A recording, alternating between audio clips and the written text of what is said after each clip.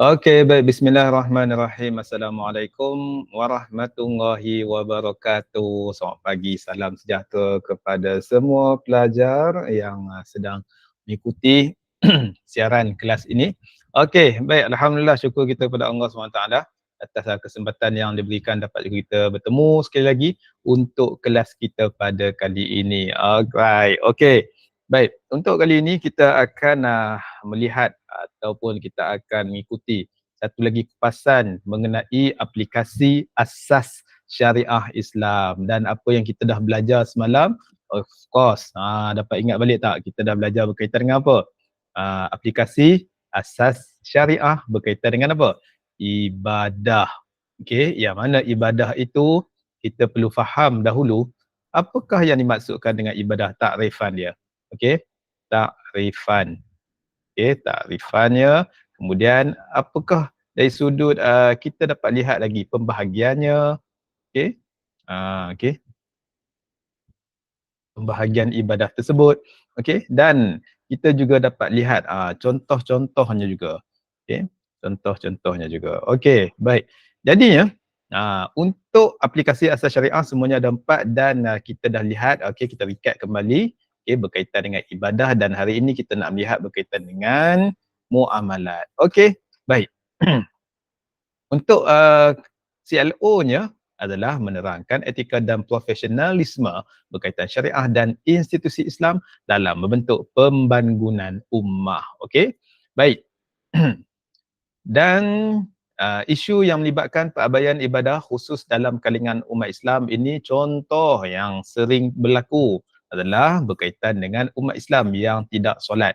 Okey, yang mana dapatan mendapati okey 80%, bukannya angka yang sikit 80%. Kan sikit lagi nak 100% orang Islam tak solat. Cukup 5 waktu. Tak solat cukup. Okey. Baik. Lagi pergi isu berkaitan dengan orang Islam yang tidak berpuasa. Alasannya apa? Gas, trik. Padahal gasnya sikit, triknya banyak. Kan trik ni banyak ni. Okey. Baik, apa lagi? Menangguhkan bayaran zakat. Okey, untuk di Pulau Pinang, okey, kadar bayaran zakat dah keluar. Yang pertama RM RM7.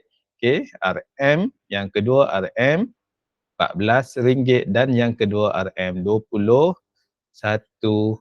Okey, RM21. Okey, so ada 3 kadar bayaran mengikut kepada jenis beras apakah yang kita makan. Okey. Baik.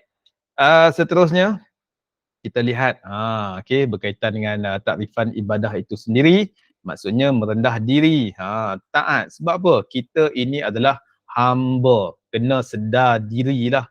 Kita kena rendah diri, patuh, taat, tunduk, menyembah, ya, memperhambakan diri kepada sesuatu. Maksudnya tak boleh say no. Okey, maksudnya do not say no. Kan tak boleh say no. Maksudnya kita kena apa? Yes. Yes I do. Yes I do. Yes I do. Itu maksudnya hamba. Okay, itu maksudnya hamba. Dan dari sudut istilah, tindakan menurut dan mengikat diri dengan sepenuhnya kepada segala perkara yang disyariatkan Allah Subhanahu Wa Taala. Kan kita kena mengikut, menurut, kan, dan diri kita ni ibarat apa?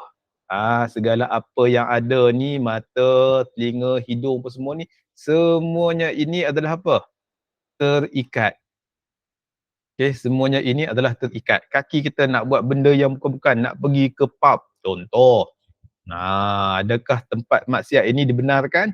Yes, kita ni dah terikat dalam bentuk suruhan, dalam bentuk larangan, tak boleh pergi. Okay, follow je lah, tak boleh. Kan, tak boleh dating, follow lah. Dah kena pakai tudung elok-elok. Ni nak bagi nampak juga kan, telinganya lah, nak bagi nampak subang, nak bagi nampak leher lah apa semua. Follow, tutup dengan sebenarnya. Bagi orang perempuan, nak pakai tudung. Macam mana? Tudung, tutup, okey. Dada, bahagian dada, tutup. Okey, tutup. Bahagian belakang, tutup. Okey, sebab apa?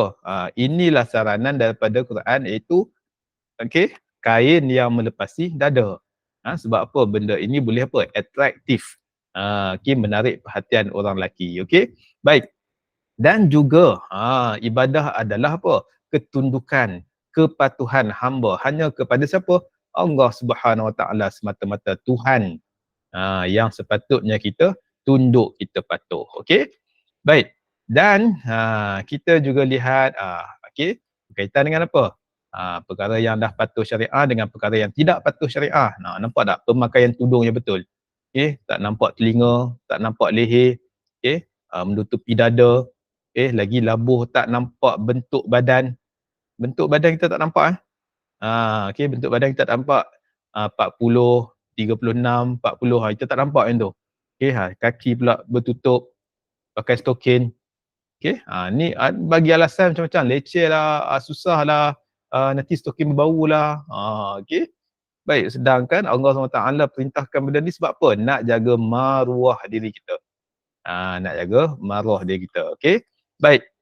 Sama juga dalam apa? Dalam urusan perkahwinan, urusan-urusan kehidupan kita yang lain, kena patuh kepada syariah. Dan dalilnya daripada surah Al-Baqarah ayat 21 dan juga daripada surah Az-Zariyat ayat 56. Wa ma khalaqtul jinna wal ins illa liya'budun. Kita adalah apa? Manusia. Ada tak jin di kalangan kita yang sedang mengikuti siaran ini? Kan? Lain macam juga kan kalau jin follow kita punya kuliah kan. Okey, baik. Dan tujuan penciptaan makhluk Allah Subhanahu Taala, tujuannya untuk apa? Yes, follow. Follow perintah dan tinggalkan larangan. Yes, this is about acknowledgement. Acknowledge. Kan? Kita kena apa? Kita kena akui kan ibadah sebagai kewajipan. Yes, kita kena follow, kena buat. Kan, dan pengabdian diri kepada Allah Subhanahu Wa Taala. Kita punya apa? Worship kita. Ibadah kita kepada Allah Subhanahu Wa Taala. Okey, baik. Jadi pembahagian ibadah ini ada khusus, ada umum. Okey, di mana khusus disebut sebagai fardu dan juga sunat. Okey, terdiri daripada fardu ain, fardu kifayah, sunat muakkad, sunat khairul muakkad dan ibadah umum. Okey. Ibadah umum yang kita lakukan dalam kehidupan seharian kita seperti apa? Seperti jual beli, seperti belajar, seperti gotong royong, bersukan, ia jadi ibadah umum. Okey. Baik, kalau fardu ain melibatkan apa? Individu, okey.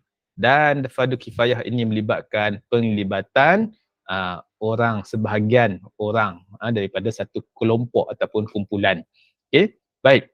Dan ibadah seterusnya adalah sunat muakkad dan juga khairul muakkad yang dituntut dari sudut muakkad ni, yang dituntut di mana Nabi SAW selalu ataupun amat melakukannya, dan berdosa bagi tidak berdosa bagi mereka yang meninggalkannya dan berhak dicela.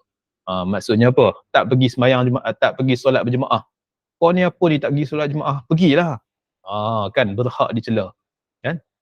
Berhak dicela. Okey, maksudnya apa?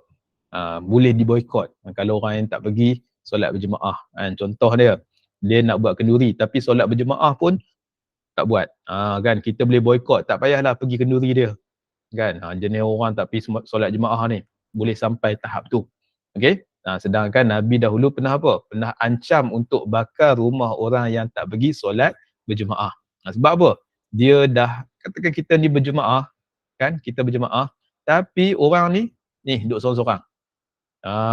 Sorang-sorang je dekat sini. Okay, apa akan berlaku? Kan, bila jadi lonely, okay, dia akan jadi apa? Tak open nak elok lah kan, main bola sorang-sorang, padahal main bola satu tim.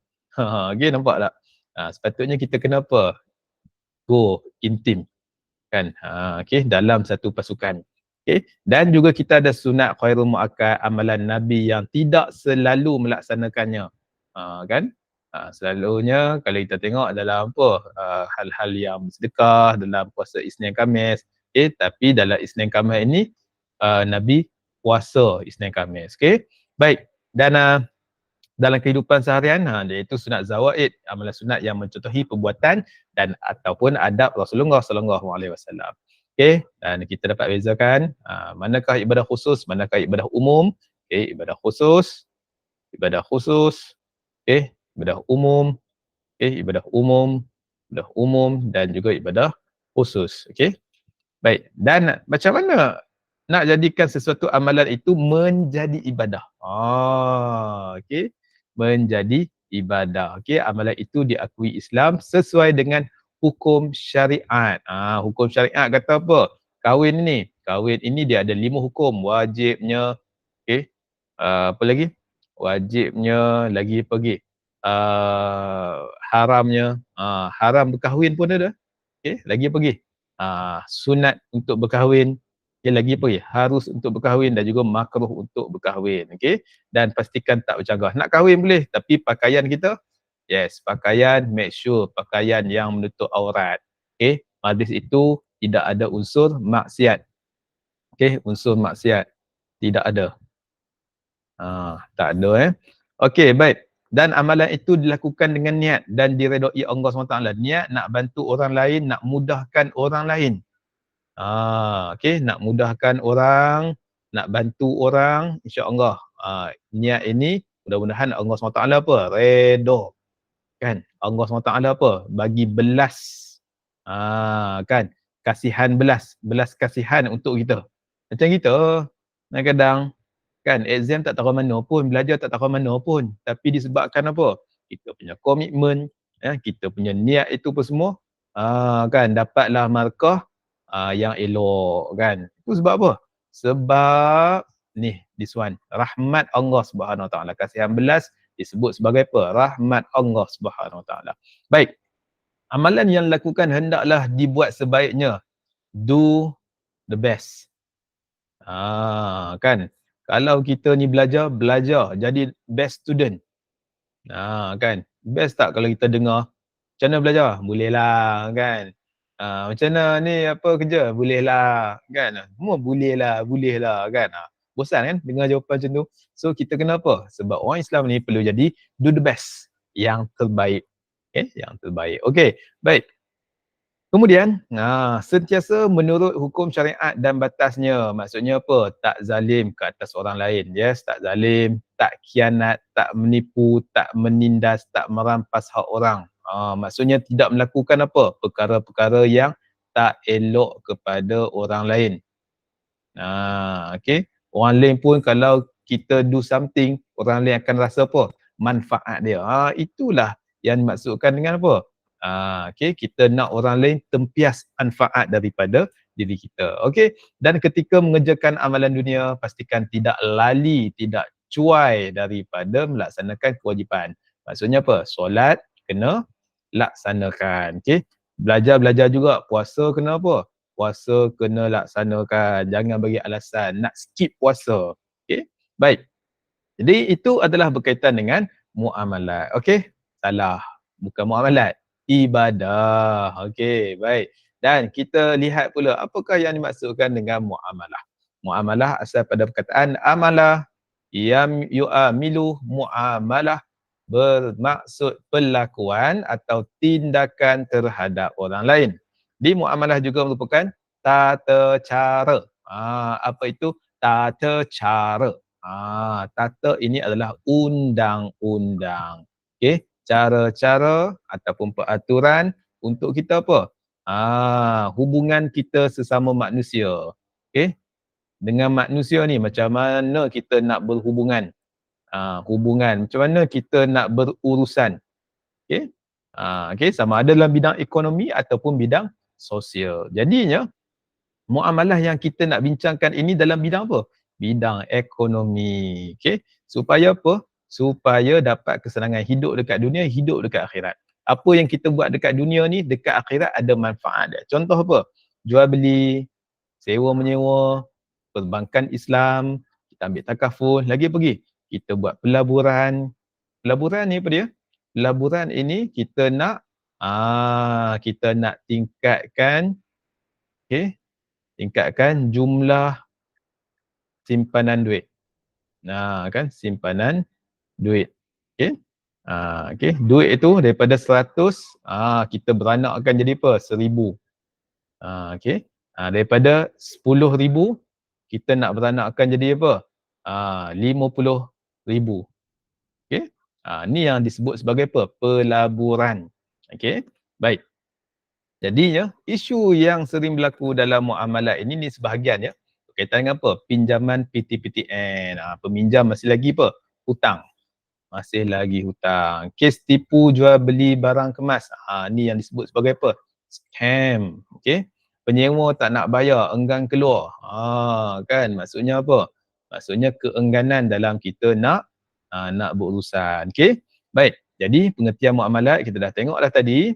Okey, seterusnya dalam matlamat muamalat ini nak lahirkan masyarakat yang aman sejahtera. Kan bila bayar barang apa semua kita pun setuju harga RM10. Okey, orang yang jual pun setuju harga RM10. Alhamdulillah aman. Cuba bayangkan kalau yang jual harga apa?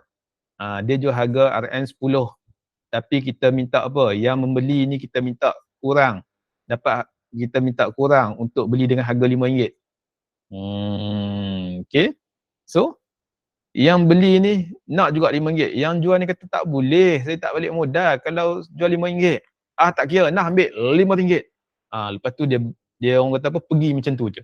Dia belah macam tu je kan. Okay. Adakah akan wujudkan ni masyarakat yang aman sejahtera? Sudah tentunya tak. Sebab apa? Sebab yang pembeli ni akan jadi apa? Akan jadi akan tak puas hati dengan yang membeli. Okey. Baik. Seterusnya kita lihat bertujuan menghindarkan berlakunya penindasan, penipuan, rampasan, pencerobohan dan penganiayaan sesama manusia. Okey. Bertujuan nak hindarkan apa? Ni, this one. Benda-benda yang disebut sebagai apa? Yang tidak baik ini. So ini tujuannya. Sebab apa? Muamalat itu sangat penting. Kan muamalat itu sangat penting. Okay, kita tak nak beli barang lepas tu kena tipu. Okay, beli apa? Beli roti tapi roti semua berkulat. Okay, tak sempat buat apa, kena ceroboh, kena aniaya. Okay, kita tak nak benda tu berlaku. Okay, lagi muamalat ini juga di mana matlamat adalah untuk bermuafakat secara Islam dapat melahirkan manusia yang berakhlak mulia dan dalam menjalankan amanah Allah Subhanahu Wa Taala. Yes, kita kena berakhlak mulia. Okey. Berakhlak mulia dalam menjalankan amanah Allah Subhanahu Wa Taala. Kemudian, dia juga dapat memudahkan manusia menikmati kurniaan Allah SWT dengan betul. Yes, kita dapat rezeki. Macam mana kita nak menikmati rezeki kita? Adakah untuk pergi ke jalan maksiat? Kan, dapat duit lebih pun semua, joli sana-sana, enjoy sana-sini sampai lupa dunia. Kan, lupa akhirat. Okay, tapi sebenarnya untuk kita menikmati duit yang kita ada, kita belanjakan. Duit yang kita ada juga, kita apa? Kita sedekah. Itu caranya kita nak menikmati. Okay, dan akhir sekali nak galakkan manusia supaya apa? Rajin bekerja. Okay, rajin bekerja dan tingkatkan taraf hidup. Upgrade life. Kan, upgrade quality life. Okay, quality life. Jadi makin berkualiti. Okay, dan juga masyarakat kita makin elok jadinya dan negara kita pun makin elok jadinya. Okay, ini sebab dia muamalat itu. Okay, baik. Dan kita lihat pula apakah yang disebut syarat sah muamalat secara am. Okay, mestilah menjalankan akad itu orang yang mumayyiz. Apa itu mumayyiz? Dia tahu baik, buruk barang yang nak dibeli. Kan, baik buruk barang nak dibeli. Contohnya apa? Kan, dia nak beli apa? Dia nak beli roti.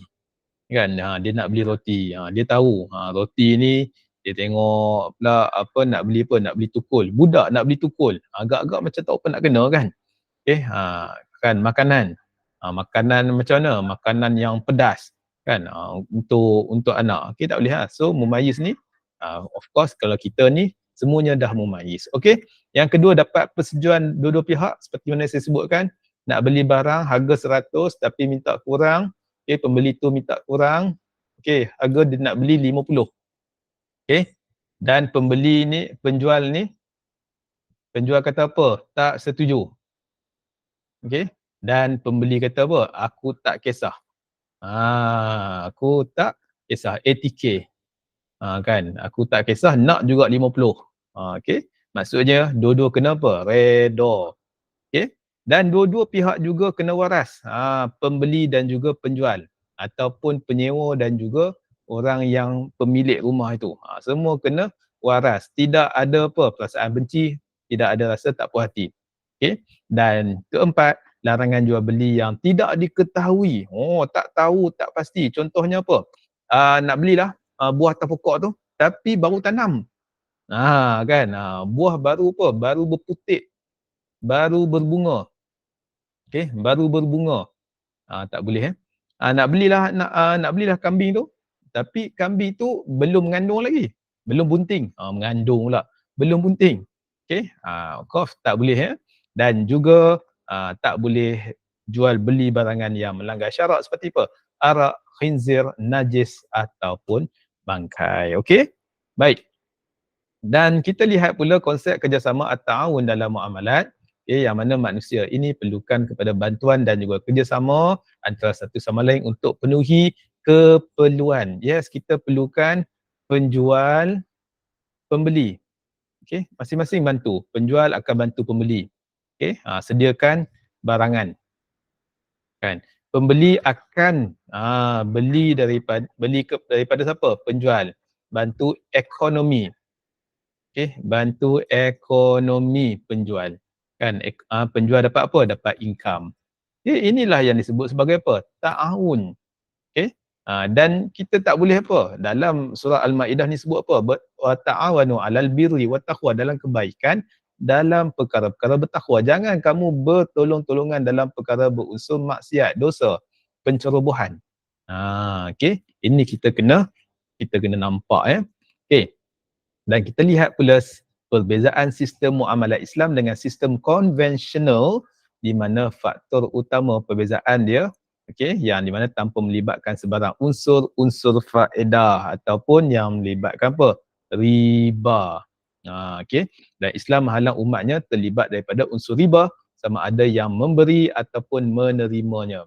Jadi asas pengendalian dia berbalik kepada apa? Al-Quran dan juga As-Sunnah, iaitu berdasarkan konsep adil dan saksama demi kepentingan masyarakat keseluruhannya. Okey, kita lihat apa bezanya dari sudut Islamiknya. Di mana dari sudut Islamiknya, yang pertama, dasar dia adalah wahyu daripada Al-Quran dan juga As-Sunnah yang dibenarkan. Konsep ini dibenarkan oleh Allah Subhanahu Wa Taala. Manakala konvensional, konvensional berdasarkan pemikiran, pengalaman, akhirnya akan dibuat apa? Pindaan. Akhirnya akan buat apa? Gubal balik. Kan? Ada je benda yang tak kena. Kan? Kejap lagi naik lagi kadar. Kalau kita tengok kadar apa? Kadar persen zakat, adakah berubah? Masih tetap 2.5%. Tapi kalau kita lihat cukai yang manusia kenakan, kejap lagi 2%, nanti naik lagi 4%. Kalau kita tengok, takkan selesai masalah. Takkan selesai masalah. Yang kedua, sistem muamalat Islam ini dipandu oleh iman, kepercayaan kita kepada Allah Subhanahu Wa Taala dan melaksanakan apa yang disuruh, suruhan Allah Subhanahu Wa Taala, dan dari sudut larangannya adalah kena tinggalkan. Manakala sistem konvensional pula tidak dipandu oleh iman. Jadinya sewenang-wenangnya dilakukan perkara-perkara yang ada kalanya tidak patuh terhadap suruhan agama. Baik. Seterusnya yang ketiga, dari sudut sistem muamalat Islam ini, kita dapat lihat keuntungan dia tidak bercanggah dengan Islam. Tidak bercanggah dengan Islam, maksudnya selari dengan apa kehendak Islam. Apakah yang dibenarkan untuk didagangkan, diniagakan. Manakala dari sudut konvensional pula, dia akan kaut semua keuntungan, tak kira lah halal ke haram ke, janji masuk. Janji apa? Masyuk. Janji untung. Kan, janji untung. Kan, arak ke, yang tak halal ke, yang haram ke, yang mati ke, bangkai ke, apa semua kita kaut. Tindas orang pun tak apa. Okey, ini yang berlaku Okey, seterusnya. Dari sudut unsur penindasan, sistem muamalah Islam tidak ada penindasan, tapi dari sudut konvensional adanya apa? Adanya penindasan yang dilakukan.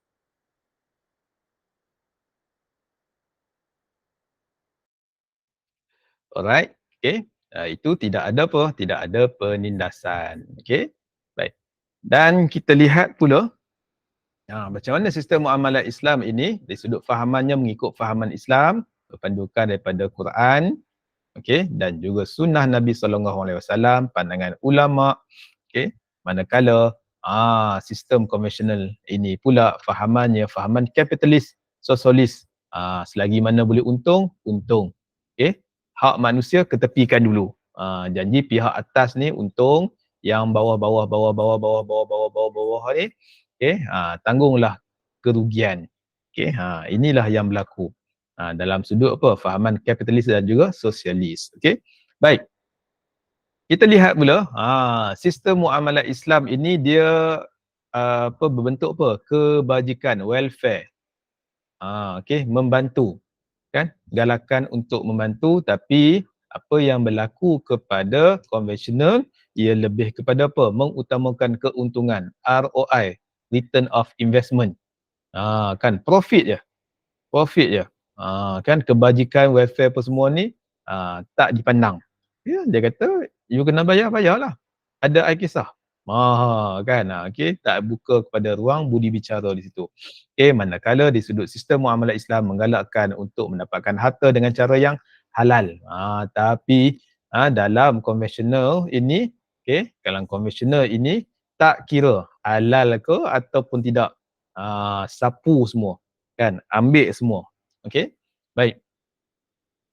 Alright. Dan dari sudut sistem muamalat, harta ini menjadi sebagai apa? Jalan nak dekatkan diri dengan Allah Subhanahu Wa Taala, pencipta kita.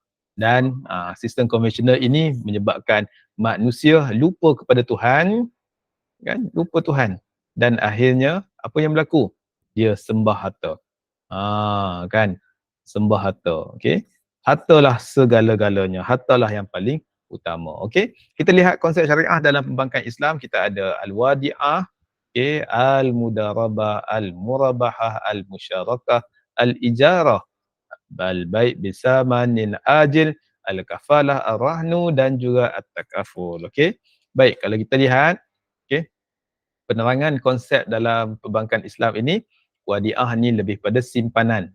Kita letakkan barang kepada sesuatu yang bukan pemiliknya untuk dijaga. Biasanya kita letak di mana? Di bank. Wadiah.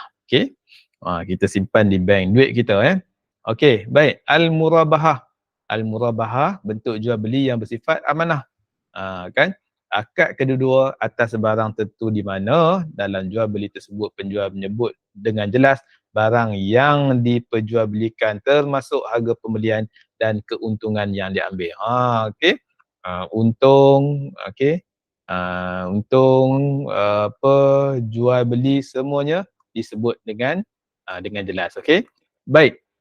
Al-mudarabah. Al-mudarabah kerjasama. Kan, kerjasama antara dua pihak. Yang pertama sediakan modal. Yang kedua dia handle modal tu. Maksud dia bisnes dia tu. Handle modal. Run business. Maksud dia run business. Dan dalam masa yang sama, untung, rugi, dua-dua tanggung. Dibahagi, dua-dua ikut sama rata. Baik. Kemudian al-musyarakah, perkongsian. Perkongsian usaha sama perniagaan untuk dapatkan keuntungan. Jadi dikongsi rakan kongsi itu berdasarkan nisbah yang dipersetujui. Ada yang kongsi 60 40. Ada yang kongsi 70 30. Ini adalah apa? Nisbah yang dipersetujui. Jadinya kerugian yang dialami akan dikongsi berdasarkan nisbah dana yang dilabur oleh setiap rakan kongsi. Baik. Kita lihat pula al-ijarah, kontrak sewa. Sewa apa? Sewa bangunan. Kita tengok rumah kedai tu bukannya semua beli sewa bangunan, lagi pergi sewa rumah, sewa kereta. Kan ada kita sewa kereta. Okey. Baik, ijarah kita sewa. Kan, kita nak pergi mana-mana kita sewa kan, nak balik kampung, kereta kita yang pakai ni kecil lah, sewa. 1 hari 200. Okey, sewa. Sebab apa? Sewa ni ataupun ijarah ni bayaran yang diberikan kepada orang yang melakukan sesuatu kerja sebagai ganjaran. Ganjaran, okey. Dia sediakan apa? Kereta untuk disewakan. Ini kita bayar kepada dia adalah apa? Ganjaran untuk dia. Okey. Sebab apa? Dia sediakan khidmat. Apa khidmat dia? Khidmat dia adalah apa? Kereta. Kan? Kita boleh pakai kereta. Okey. Ataupun kita pindahkan hak milik sesuatu khidmat manfaat dan dibayar dengan sesuatu barangan. Okey. Baik bisa manin aja beli secara ansuran bayaran ataupun hire purchase. Okey, jualan harga tertangguh. Jualan harga tertangguh. Sepatutnya kita beli ataupun jual, katakan benda tu RM10, RM10, okey, dia kena bayar apa? Teruslah bayar 10, betul? Okey, tapi bayaran 10 itu, okey, RM10, okey, dibayar RM1, RM1 sampai habis. Macam tu juga dengan apa? Kita membeli, biasanya apa? Bayaran proses yang disegerakan penyerahan barang tu disegerakan. Dan ditangguhkan pembayaran sehingga sehingga ke satu waktu atau tempoh yang ditetapkan. Maksudnya kita beli apa? Beli kereta, beli rumah, mana ada kita beli bayar cash. Kereta katakan harga RM50,000. RM50,000. Tiap-tiap bulan kita bayar apa? Kita bayar RM500. Satu tahun kita bayar 12 bulan bersamaan dengan RM6,000. Nak cukupkan 50K ni, sekurang-kurangnya kita perlukan 4 tahun. 4 tahun ataupun 5 tahun. 4 ke hingga 5 tahun. Baru lansai 50K tu. Tu tak termasuk lagi tu kos-kos apa semua tu. Biasanya kalau 50K ni, dia kena bayar lebih sikit daripada tu. Mungkin 80K. Itu contoh dia. Kos-kos yang perlu dibayar. Sebab apa? Nak sediakan khidmat ni dia perlukan kos pengurusan, kos dia punya insurans dan sebagainya. Takaful dia. Al-kafalah, jaminan atau tanggung. Penanggung, jaminan yang diberikan oleh penanggung kepada pihak ketiga untuk memenuhi kewajipan pihak kedua ataupun pihak yang ditanggungnya. Contohnya apa? Ali dia berhutang dengan siapa? Dengan PT-PTN sebagai contoh. PT-PTN sebagai contoh lah. Dulu PT-PTN ada penjamin. Penjamin Dan siapa penjamin kepada Ali ni? Nama dia Amin. Amin ini kan dia kena jamin sekiranya Ali ini tak dapat bayar hutang. Tak dapat bayar. Tak dapat bayar ni contohnya apa? Ali ni dah habis belajar tapi kerjanya tak open nak okey, masih lagi tak bayar. Jadinya hutang kena jalan. Amin ni kena apa? Kena bayar. Kena bayar. Ataupun Amin ini dia tak dapat bayar sebab apa? Tak dapat dikesan. Tak dapat dikesan. Kan? Missing in action. MIA. Missing in action. Kan? Hilang entah ke mana. Dia dah tukar dah identiti dah apa semua kan. Mungkin dia buat pembedahan plastik ke apa semua. Boleh jadi macam tu. Akhirnya Amin dia perlu selesaikan bayaran. Jadi kalaulah dia tak dapat bayar hutang, penjamin kena bayar hutang. Ini adalah yang disebut sebagai apa? Al-kafalah. Dia kena tanggung hutang tersebut. Katakanlah sampai dah tak bayar, lepas tu jadi dah kena masuk mahkamah kan? Masuk mahkamah kan? Ni penjamin ni kena bayar. Dia tak pinjam tapi dia kena bayar kepada orang yang pinjam tu. Baik. Ada soalan? Baik, apa pun soalan pengukuhan saya akan berikan selepas ini. Mudah-mudahan anda mendapat sesuatu yang manfaat. Terima kasih semua. Assalamualaikum warahmatullahi wabarakatuh.